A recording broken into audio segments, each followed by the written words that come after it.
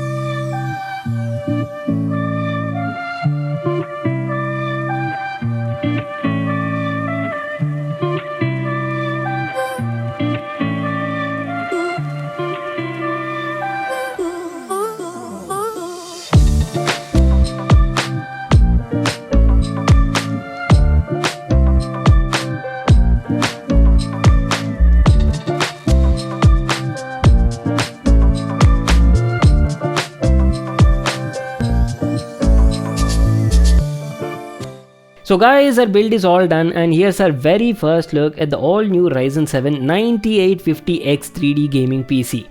And honestly, I have to say that is one beautiful looking gaming PC, guys. I mean, check out the whole RGB lighting on the inside. Not only the components, but look at the number of fans I've used. Literally 9 ARGB fans. All the lighting is completely synced with the motherboard software and gives a beautiful overall look. Oh boy, you know what? I can just keep on staring at this gaming PC. Just sit back, relax, and I hope you enjoy these beautiful cinematic shots.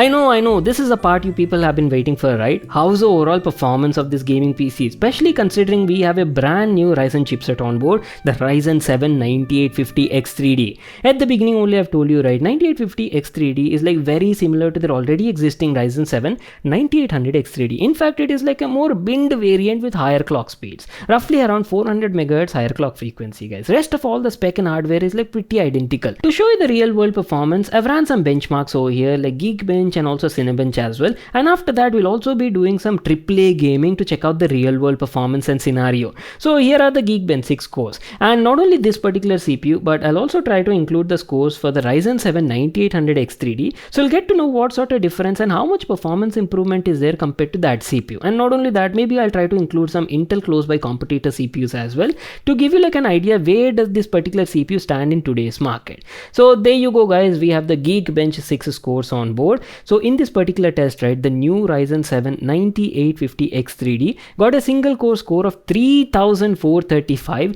and a multi-core score of 18657. Now the numbers are definitely looking quite promising. In fact, if you actually compare it with the already existing Ryzen 7 9800X3D, right, I won't say it's like a major improvement because this is not like a gen to gen sort of difference, right? It's only like an upgraded binned version of the same CPU. Not just Ryzen 7, I've also included Intel Core Ultra 9 285K CPU as well in the benchmarking list. Just check out the results. Not only Geekbench, I've also ran Cinebench 2024 as well, so check out the results. In this particular benchmarking tool, the Ryzen 7 9850X3D got a single core score of 131 and a multi-core score of 1081. Now one thing if you've noticed is the newer CPU definitely has like improved single core performance, but not that major difference in the multi-core segment. And on top of that, we're doing all of these benchmarks with the X3D Turbo 2.0 mode enabled in the motherboard's BIOS. So definitely keep that point in mind. Now, ideally speaking, right, these sort of benchmarks might not be the best way to check out the CPU's performance, because this is mainly like an X3D chipset, right, made for specially gaming segment only.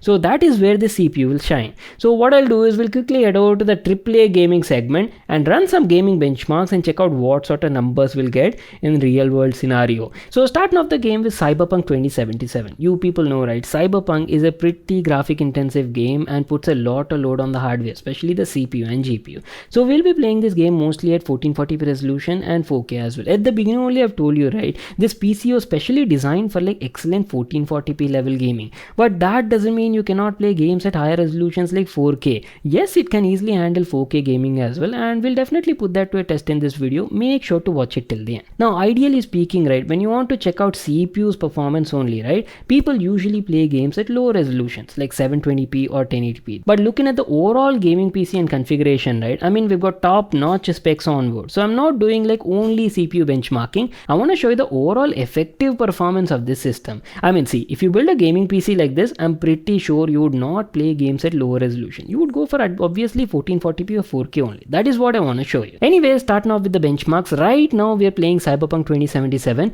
at 1440p resolution, very high graphics preset, and we're not using any sort of NVIDIA technologies, no ray tracing, no DLSS, no frame generation. I want to show you the raw rasterization performance, guys. So there you go. As you people can see, on an average we were getting around like 110 to 115 FPS, guys. Raw rasterization performance, triple digit FPS, Muska smooth results is what I can say. So now let's check out what happens when you enable ray tracing, DLSS and multi-frame generation as well at the same 1440p very high graphics preset.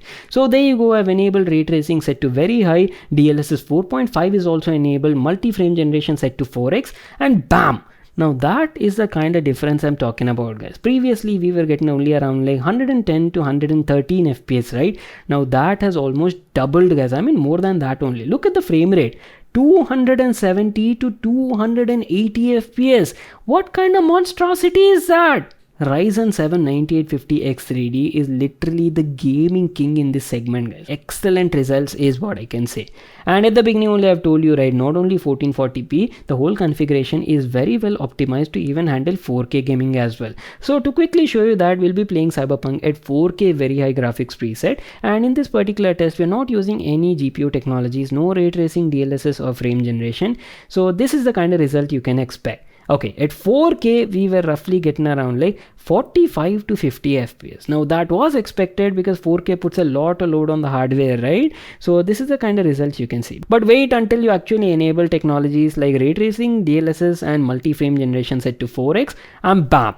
Now this is the kind of result you were expecting, right? 160 to 165 FPS even at 4K very high graphics preset. Overall experience was very nice. We were getting like a smooth gaming experience even at 4K resolution, guys. Not only Cyberpunk, I've also played some other AAA titles as well, like Spider-Man 2. You people know, right? Spider-Man 2 is also a very graphic intensive game. In fact, it puts a lot of load on the CPU, guys. So this game also will be playing at different resolution, starting off with 1440p very high graphics preset. So there you go, on an average in this particular setting we were getting around like 95 to 100 FPS. Now let's quickly enable ray tracing, DLSS and also frame generation enabled and check out the difference.